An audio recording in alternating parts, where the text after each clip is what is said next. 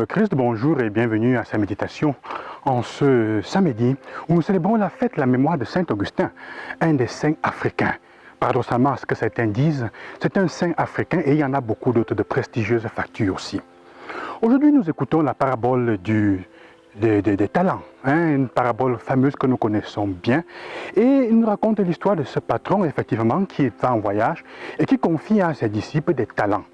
Un talent, c'est un lingot d'argent, en fait, qui a entre 24 et 30 kilos, normalement. Et en fait, c'est la valeur de 6000 deniers, qui veut dire, on savait, le prix peut-être de 17 ans de travail, puisqu'on sait que la paie d'un journalier était un denier. Donc, c'est le travail, c'est 17 ans de travail qu'on lui donne, un talent. Et donc, c'est le travail d'une vie. La chose est que le texte nous dit aussi qu'on remet à chacun selon ses capacités et pour que ce soit fructifié. Ça, c'est la première chose que la parabole nous enseigne. Le fait, en fait, la question en fait est celle-ci donc on peut déjà comprendre qu'à chacun est donné, comment dire, l'équivalent de sa vie. Quand on te donne 2 fois, 5 fois 17 ans, ta vie, c'est le travail d'une vie. C'est l'équivalent du travail d'une vie à fructifier. Donc, ce qui est important, c'est que chacun donne le meilleur de lui-même, fructifie sa vie selon les capacités qui le rendent meilleur autant que possible. Ce sur quoi je voudrais m'arrêter aujourd'hui en parlant, c'est la question du dernier travailleur. Le texte nous dit qu'il revient et il donne à son patron et dit, je te donne ce que tu m'as donné, je l'avais enterré parce que j'avais peur de toi et surtout parce que je sais que tu moissonnes là où tu n'as pas, semé. Ce qui est important, c'est que ce qui lui est reproché, c'est sa paresse. C'est la paresse de ce monsieur, c'est la paresse de ce garçon qui va en tirer et enfouir le talent. La preuve, c'est que le patron lui dit, tu aurais même pu le mettre en banque, là où tu n'aurais eu rien à faire. C'est la paresse. Et la deuxième chose, c'est l'incapacité d'être créatif. Parce qu'au fond, vous voyez, frères et sœurs, ce qui est important dans cette parabole, c'est le fait que nous soyons capables d'être créatifs. C'est la créativité qui nous est demandée. C'est la créativité que le Seigneur veut. Ce qui est important est qu'il fait confiance à ceux-là.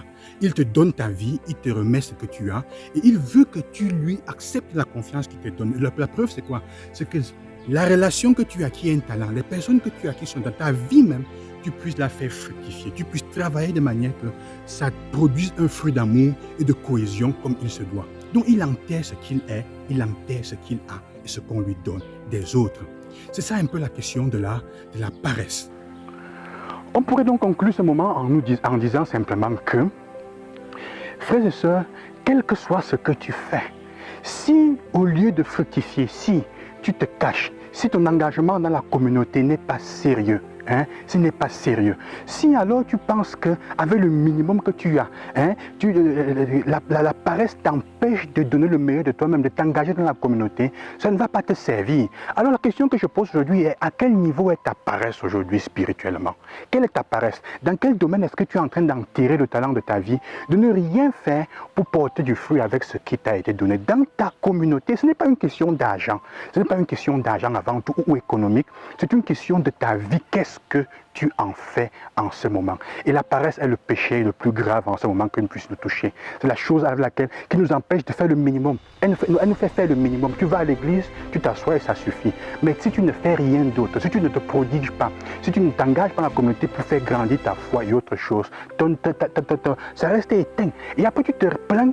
Quand le moment sera difficile et tu ne pourras pas t'en sortir parce que ta foi n'est pas forte, tu vas accuser le patron, tu vas accuser les autres, c'est à cause d'eux si ce que tu as est petit. Il dit non, ce que tu as n'est pas petit.